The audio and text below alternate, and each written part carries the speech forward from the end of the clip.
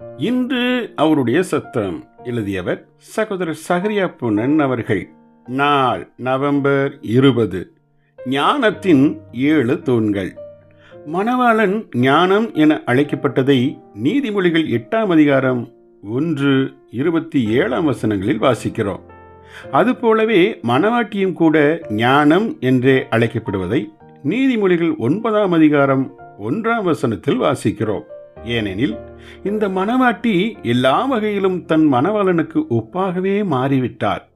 ஞானத்தின் குணாதிசயங்களை உற்று நோக்கி யார் கிறிஸ்துவின் மணவாட்டி என்பதை எளிதில் கண்டுபிடித்திடவும் முடியும். 1. பரிசுத்தம். கிறிஸ்துவின் மணவாட்டிக்கு மிக முக்கியமான முதல் தூணாய் காணப்பட வேண்டியது இந்த பரிசுத்தமே ஆகும். வெளிப்புற பரிசுத்தத்தை மாத்திரம் காட்டி உள்ளே வெற்றுக்கூடாய் காணப்படும் தூண் அல்ல இந்த பரிசுத்தம். அப்படி இல்லவே இல்லை. மாறாக தூணின் உச்சி தொடங்கி அதன் அடிப்பாகம் வரை உறுதியான கெட்டியான தூணாய் விளங்குவதே இந்த பரிசுத்தம். 2. சமாதானம். நீதியும் சமாதானமும் எப்போதும் இணைந்தே செல்கிறது. ஆம், இவர்கள் இரட்டையர்கள். தேவனுடைய ராஜ்யம் நீதியும் சமாதானமுமாம். ரோமர் 14ஆம் அதிகாரம் 17வது வசனம். மெய்யான ஞானம் ஒருபோதும் வாக்குவாதம் கொண்டதும் சச்சரவு பண்ணுவதுமாய் இருப்பதே இல்லை. அது சண்டையிடுவதற்கு முன் செல்லாது. தன்னால் முடிந்தவரை யாவரோடும் ரம்மியமான உறவையே நாடும். 3. சாந்தமுள்ள கரிசனை.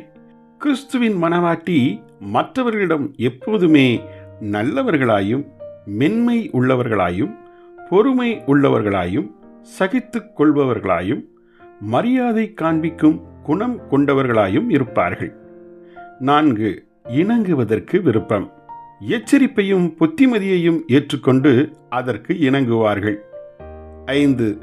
மிகுந்த இரக்கமும் அதன் நற்கனிகளும்.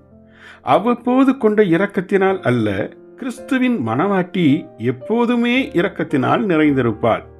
யாரையும் நிபந்தனையின்றி மகிழ்ச்சியுடன் மனப்பூர்வமாய் மன்னிப்பதற்கு கிறிஸ்துவின் மணவாட்டிக்கு கஷ்டமாய் இருப்பதே இல்லை. 6. என்றும் மாறாத உறுதி. தேவனுடைய பார்வையில் ஜீவிக்கும் இவன் தான் கற்று தேர்ந்த சத்தியத்தில் உறுதியாய் இருப்பான். 7. மாயமற்ற தன்மை. மற்றவர்கள் வெளியே காண்பதை விட தன் உள்ளே அதிகமான ஆவிக்குரிய களஞ்சியம் பெற்றவளாய் இருப்பாள் இந்த மணவாட்டி. வாஞ்சியுள்ளவர்களாய் இருந்தால் நாமும் ஞானத்தின் இந்த 7 குணாதிசயத்தை நிச்சயமாய் கண்டுகொள்ள முடியும். ஜெபிப்போமா.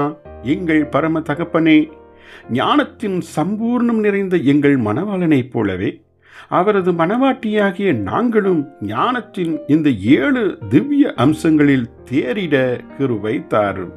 ஆமேன்.